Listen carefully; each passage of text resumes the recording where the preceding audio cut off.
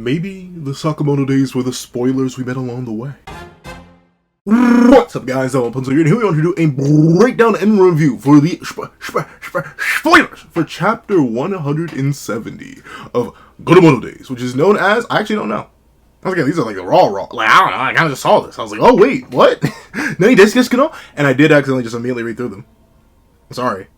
I'm addicted. So, like, with that being the case, let's just have a little chat about it. I don't know, this will be a treat. This is the first spoiler discussion we've done for Sakamoto Days. It's gonna feel a little bit weird. It's gonna feel a little bit spicy. But let's not waste any more time, and let's hop right into it. Editing me, are you ready? 3, 2, 1, go.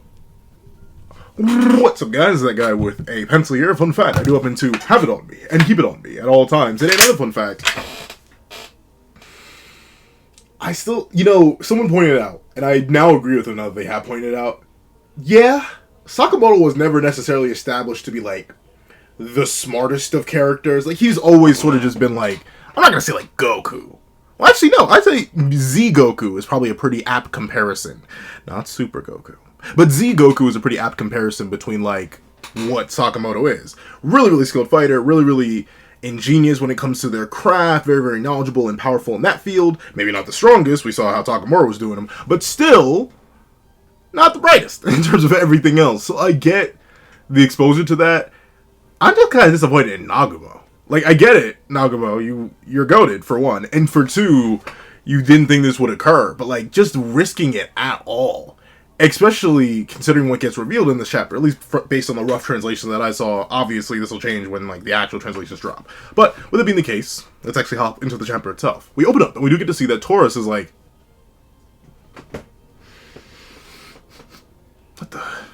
what's going on? And we see Oki's like, you good? He's like, what's happening, dog? Like, these are just 3 random. What you talking about? And we see Nagumo's like, maybe this wasn't the smartest play. I know Suzuki says they had to advance the plot, but maybe this is a little bit out of character for me.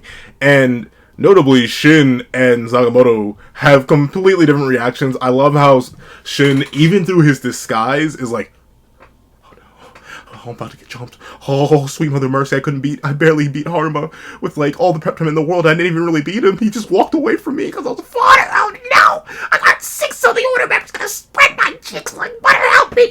What is it? 6? Osaragi, Shishiba, Kamite, Oki, Torres, and Tanabata, not Tanabata. I don't know, where did I get that from? There are some times where I'll say a name wrong, and I know I've gotten it from somewhere else. Like, for the longest time, there was a name in another popular manga that I cover that I just kept saying the name wrong for. Technically, it was like an item, not a character, but, I guess I could say it. I kept saying Grimoires instead of, like, Grimoires, because of Griamour, the character from Seven Deadly Sins. That's happened before. So I'm not sure where I heard Tanabata. But, like, it rolls off the tongue so easily that I know that at least one point in my life I must have said that enough that it became muscle memory. Because I think it is Tanabata. But Tanabata sounds so much better. It has a nice little bounce to it. But with that being the case, the contrast between Shin and Sakamoto is perfect. The one thing I will question, admittedly I didn't question it last time, though I really should have. Nagumo, why would you make this Sakamoto's disguise? Of all the obvious people to disguise it, like, don't get me wrong, I get, like, I know a lot of people have called Rion, or not Rion, English, what's it, actually, I don't remember, what is the name, who is Sakamoto's wife's name? Does she have a name? Hold on, now I'm actually bamboozled. Sakamoto, wife, name, what's her name? Kiyu, is that it? Kiyu Sakamoto? No, this is completely different. Ao. Oh, Aoi? Yeah, Ao. I forget, is it Aoi or Ao? I'm not sure, I've heard both. I think it's Aoi, but that sounds wrong. That sounds like the English word Aoi, I don't know. But, like, why would you discuss, like, multiple reasons. Like, I like, once again, I'm still working on that, and, well, really, it's a full culmination of the museum arc. I've been rereading it, but realistically, the end is what really got me. Suzuki-sensei, I get you gotta progress the plot, my G. I get it. But, like, you don't have to make the character stupid, and you don't have to, like, buff a character through the moon. Or at least you can. You can still buff him. Once again, Uzuki's the main villain, so, like, I kind of get buffing Uzuki through the moon. But still, man, like, why would Nagumo in all of his genius, disguise Sakamoto as the one person who directly has ties to Sakamoto. Like, we know, I swear we've never seen either of these other disguises before. Like I don't remember seeing this dude before, or this dude. So, like, Nagamo, you could have come up with something more creative, IG. But we see that Oki is like, dude, I don't know what you're looking at. I don't know what's going on, but we just gotta keep it pushing. And Sakamoto is like, yeah, just keep it pushing. And Oki's like, yeah, we're gonna keep it pushing. And then Sakamoto's like, yeah, we're gonna keep it pushing. And then Taurus is like, well, I'm gonna level with you real quick, dog. Why don't we just kidnap the family? And like, I ain't gonna lie, I said the same. It is sad that my mentality immediately lined up with Taurus's. Like, how bad is it? Like, it didn't even take, it wasn't even complicated. My brain was just like, well, they were left unguarded. Nagamo's not there, Sakamoto's not there, and you have 6 order members there. Yo, go ahead and take that family hot, like, if you want Sakamoto out in particular. And obviously, you know, I still assume that Uzuki's the highest priority target, especially considering Sakamoto just, like, randomly got assigned, and Nagamo was previously a member of the Order. So, like, I get it. You probably want to focus on drawing out Uzuki and being at full strength for Uzuki, especially considering Uzuki did, you know, like, did slurp, whoa. Is that, I think it's accurate. Like, they did slurp up Takamura, and, like, presumably there still is video footage of that, and I know every single, like, JA executive was like, he did what? To who? How? One shot? Blitz! Like, I know the JA executives were just like us, like, I didn't know this was on the docket! We knew we could take personalities. We didn't think he'd take personalities that well. He didn't take personality, he took all the gains, too. But, with that being the case, me and Taurus just immediately going like, yeah, dude, if you want to draw on Sakamoto, take his wife. Take his kid. Unguarded. And he'll come out to them. He'll find out. Like, that's the thing. They kind of have Sakamoto's number, realistically. Because, once again, as powerful as Sakamoto is, and as untested as Tanabata and Taurus are, clearly Taurus ain't no joke. And you have 4 other Order members, including the best sniper in the verse, apparently. Not apparently, he did beat Kamihite, who's the other best sniper in the verse. But Kamihite, Osaragi, Shishiba, Torres, Oki, who's apparently super duper swole, and Tanabata. Why not draw that? You don't even have to hurt him for real. Like, you don't have to just execute him or anything like that. Obviously, you'd lose your leverage. That sounds so... I'm thinking way too much like Torres. But, like, legitimately, he's kind of spitting. Just take him hostage, threaten him. Sakamoto, he has to take the 50-50. And that's the thing about having... This is going to sound so dark. That's the thing about having 2 people. You can get rid of one.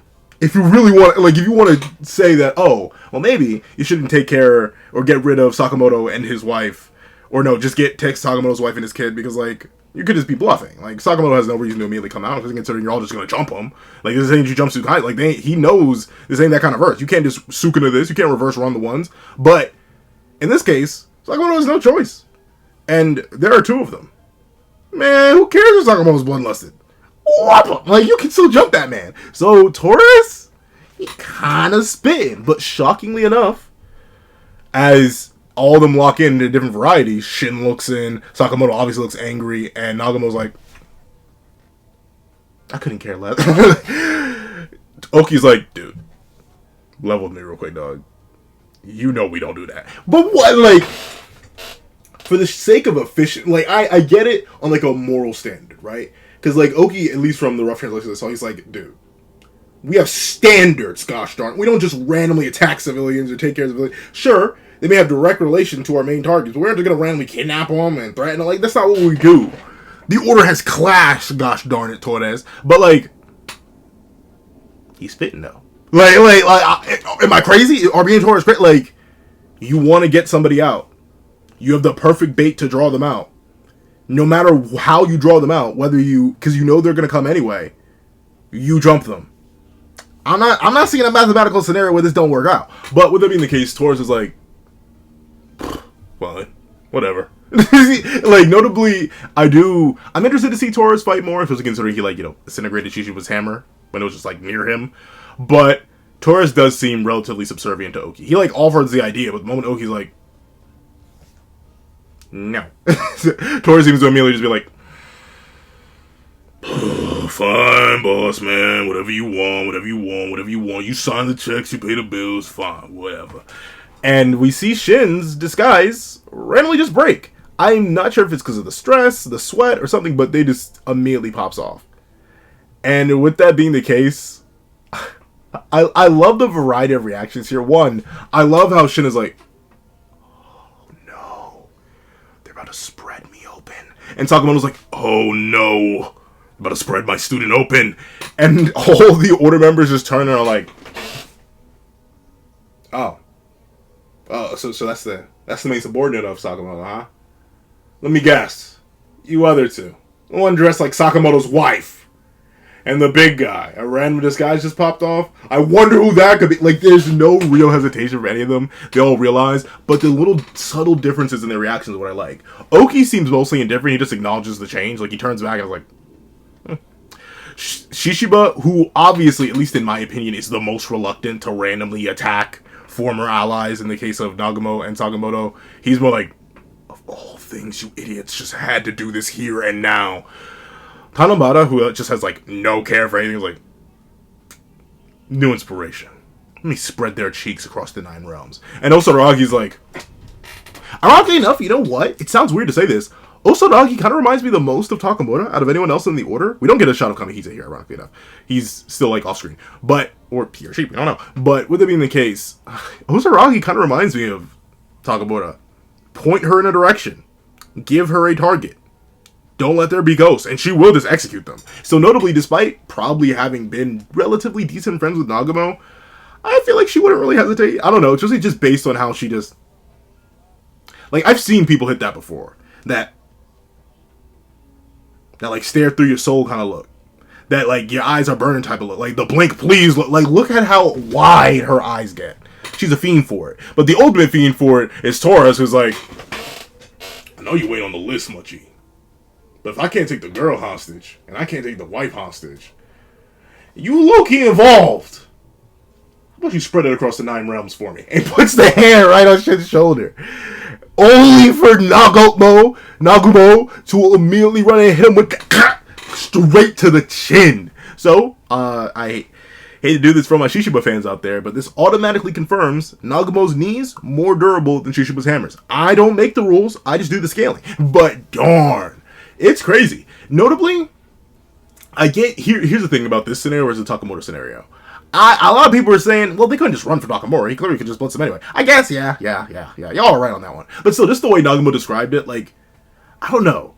Can you be hostile while running away? I don't know. But with that being the case here, I get kind of wanting to run smoke, but at the same time, not really. Because who's Torres? And who's Tanabata? Like those are two complete randoms. I get it if it was just Kamihite, Osaragi, Shishiba, and Oki. Because presumably, if Sakamoto doesn't know Oki, Nagumo at least knows Oki. And obviously, they've seen the other 3 fight. And have worked with the other 3 in the past. Sakamoto has worked with Kamihite and just recently fought against them. Sakamoto, seemingly enough, has worked with Shishiba and them. Nagumo obviously has worked with Shishiba and Osaragi. We've seen those fights on panel. But with Torres and Tanabata being there, I'd just be like, no. I legit grab Shin and dip. I would not run it. But Nagumo, he's built so slightly different and hits that boy straight in the chin. Says, hold on, G. What's your jaw made out of? And boom, glasses it instantaneously. And we see Nagumo being like, well, didn't want to do this just now, but heard y'all said something about spreading it across the 9 realms. And Shishiba's like, oh, Nagumo, you idiot. Why didn't want to smoke this soon? And here's the thing, right? I low-key been clowning on Shishiba. Don't let my clowning on Shishiba let you think that I believe that Shishiba's fodder. I know he ain't. I know he's swole. I just know that just based on his mentality and his nature as just like, seemingly enough, a genuinely bad good person. Well, no, a genuinely good bad person. he's a kind guy at heart, but you know, he's still an assassin. With that being the case, I know he's just so annoyed. He's like, oh, come on, bro, we just recruited these guys about 10 minutes ago. I already have to run smoke with them. Like, I know he's furious. But with it being the case, we see Sakamoto being like, oh, man, dog, I can't hold my cover no more. I'm just trying to get this cake to my dog, just so I can get some cake from my wife. Shit, you stupid idiot. You fool, you a fool. We almost got away.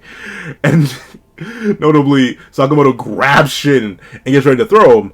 But as Kamihite's like, hey, yo, boss man, You want me to, like, spread their entrance? I don't know where I'm getting this spread them across the 9 realms thing come from. I have no idea. Because, like, I haven't consumed anything Norse mythology related in a minute.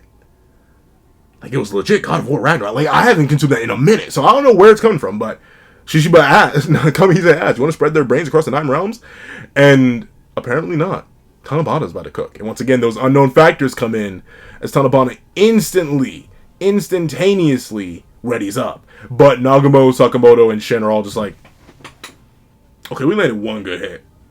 We do not want smoke right now. And obviously, we don't know if they're, like, fully healed in terms of, like, Nagumo, Shin, and really Sakamoto, because, like, they all got sliced in half. They went to the holistic healer, and we don't know, and it's been, what, 2 weeks in universe? But still, I get why fighting a 2v1 in terms of essence, especially when one of you just isn't ordered here, it ain't worth it. Like, why would you want to run smoke right now? Because even if, like, Nagumo's the strong... Because I believe what? I saw someone say there's, like, a statement of Nagumo being the second strongest in the order, second only to Takamura. So, like, even if you're the second strongest, if you're being jumped by 3, 4, 5, and 6...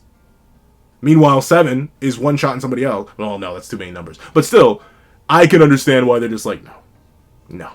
I refuse to have my entrails spread across the 9 realms. We are different! And they dip.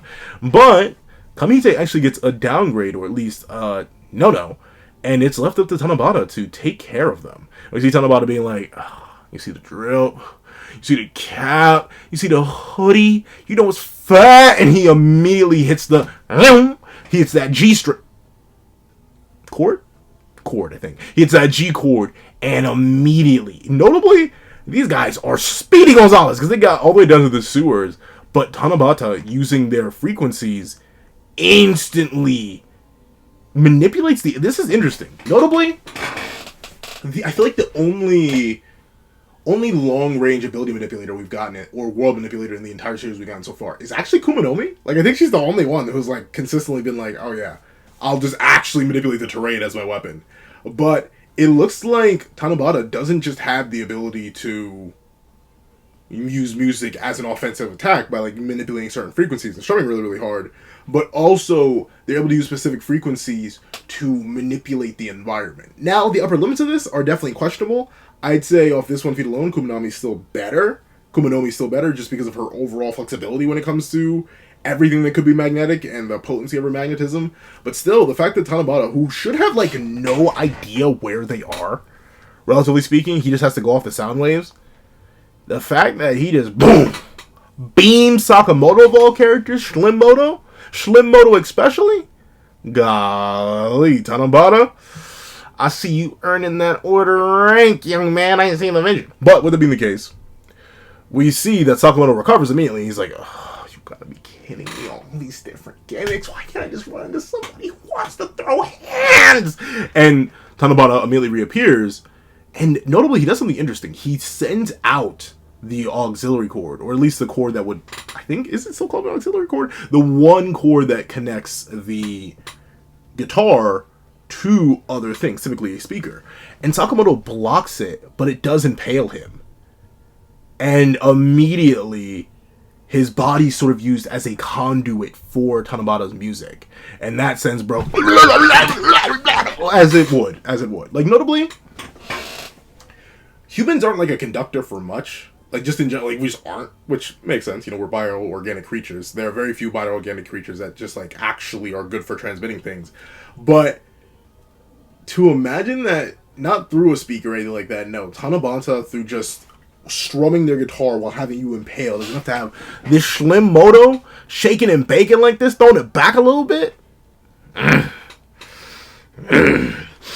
That's a little bit devious. But with it being the case, we see Tanabata being like, you know, for real, I ain't really want to spread you across the 9 realms like that. Honestly, I wasn't really built like that for real. I low key though. Low Kizzle, no Caperton, W Rizzy. Let me stop. I can't use new gen terms. But with it being the case, Tanabata's like, yo, dude, thank you. Strongest assassin in history? Dog, the inspiration for this next song about to go crazy. But we see both Osaragi and Kamihize are capitalizing on the fact that Sakamoto, seemingly enough, is locked down. They caught bro in block stun. Sakamoto just got hit by a musical Bardock B, and they immediately go to jump him. Once again, I still love that Kamihize Suzuki Sensei is just fully sticking to the bit and is fully letting the whole cloak not cloak manifest though, but he's letting like the cloak just exist and only the barrel do the talking and moving and shooting. And Osaragi's still just devious. Once again, no real care, a complete flat face. She does not care about previous owner. She's like, a job is a job, and I'm gonna make you spread it across the 9 realms. And we see that Nagamo's like, maybe we should dip. Sakamoto, can you move? And Shin's like, actually, don't worry. I unlocked Curse Speech. Stop it! And here's the thing, though. The thing that I don't fully get, like, how do you... The thing is, they should still have their momentum. Like, notably, this is the same thing that Shin did to Hanuma. He broadcasted his thoughts so loud that ultimately Osaragi and Kamihide heard it, and they're like...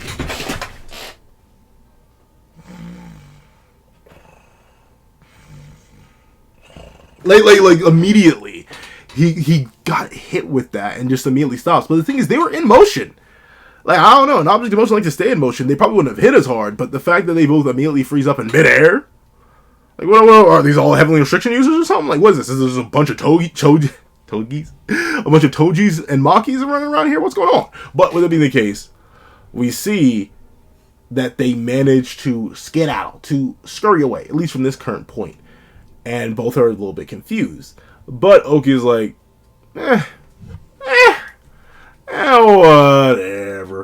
whatever. They can get away for now. Don't you get it? We gonna hunt them boys down. And we gonna spread their cheeks across the 9 realms like it's peanut butter and jelly on a biscuit. And, not on a biscuit, on a slice of whole wheat bread. And Shishibo, once again, note, he's the only one who didn't tweak out even slightly. He kind of stood there. He's still having second doubts. Obviously, he feels some type of way about the scenario. What type of way he feels about the scenario is going to be interesting to further explore on. And I wonder if he's going to end up being like a double agent, where he's informing Sakamoto and crew, like, hey, whatever you do not come here, or go there, or do this, or do that. Like, I hope he does end up becoming an informant. Because once again, Shishibo's one of my favorite characters in the series. Is he top 5? Probably. Who else is in top 5? Not many characters. So, like, yeah, I think Shishibo's definitely up there. I'm interested to see how his role develops in this arc, considering he seems so fundamentally opposed to, you know, the whole current execute your old friends idea. But with that being the case, we see Sakamoto, Nagamo, and Shin all immediately booking it away. And Sakamoto naturally asks, hey, dude, those were 2 order tier fighters. Like top of the line, cream of the crop. They weren't me for real, but they were definitely up there. How'd you do that? How'd you beat such high-ranked players? And Shin's like, you see, funny thing about that, I kind of just think really, really hard, and they think really, really hard with me. So it's a neat explanation for the ability that, like, in essence, for a moment, someone else's brain overrides your bodily function. Like, just in that, like, it just automatically. But that's crazy. Like, once again, Shin, I'm not saying he's the strongest fighter, but by end of series, I wouldn't be shocked if he was legit the strongest. So this man keeps getting new abilities, new applications to his old abilities. He just keeps leveling up. Level up. But we see that ultimately Nagamo's like, as much as you leveled up, that still may not be enough. And we see that ultimately they risked all this. They risked their lives for a cake that got destroyed. And we see someone else. And, oh no, this is the wife and the kid. They get seemingly something else for the birthday. And Sakamoto simply watches on, sad with tears that he can't be there. But he's still eating the cake. So, like, they just don't want to be there directly there on Erasure in order to make sure that the family doesn't come under harm. Especially with Taurus running about. Yeah, it's better to be safe than sorry. But with that being the case, we see that Sakamoto's locked in. He's like, fine. No more thicky boy. I need to get my strength back to protect my family. That's what matters. That's what always mattered. So overall, a W chapter. I definitely was expecting a little bit more from Torres, but I can't blame them. They literally did get, like, flying kneed by Nagamo, so it makes sense. They couldn't really react in time, considering how powerful and fast and dangerous and devious and diabolical my glorious King Nagamo is. But other than that, seeing Tanabata's abilities more in action, seeing the whole order lock in for a little bit, seeing a revelation and confirmation on the ability that Shin used on Haruma, like, sorry, my brain completely farted there. But all that is really, really good. I'm interested to see how these two things continue to collide. The idea that Sakamoto is going to train to become stronger than he ever was before, and ultimately, that in the end, there's still hope to be had. If only a little, there's hope to be had that Sakamoto may once again become the strongest. But we'll have to wait, watch, and see for the original, or the official translations, and for the next chapter. So overall, if you made it all the way to the end of this video, please leave Slimmy Moto. Slimmy, as in slim, like Slim Jim, me, like Slimmy, as in one word, Slimmy Moto, as in just the back half of Sakamoto's name. Please leave that in the comment section down below. I'd like to thank you so much for watching. Please remember to leave a like, share, comment, and subscribe, and make sure that notification bell so you not miss out on any videos that come to the channel. Also, I do have a Patreon below where you can support me for as low as $1 month. He things like exclusive videos, early content, and more. And so now become a member of the channel for as low as $3 a month to get the same perks and more. So those perks include the live reactions to every other series I review, ad-free variations of all my videos, and if you become a $25 Patreon and $25 member, you can order whatever video you want. Also, I do have a link to my Ko-Fi in the description down below where you can drop 5 beans for a short video, 25 beans for a long video, or any beans at all. Any support is always greatly appreciated. Now, I'd like to thank you so much for watching once again, and I hope you guys have a wonderful day. This is Dago the Pencil, writing off.